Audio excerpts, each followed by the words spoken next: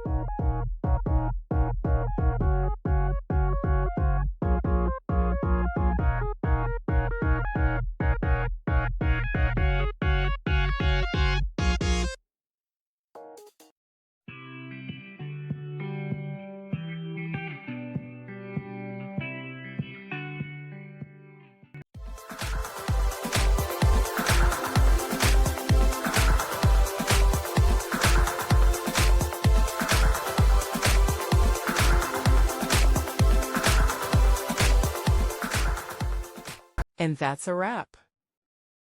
I hope you found the answer you were looking for. If you did, take a second to hit that subscribe button. It really helps out.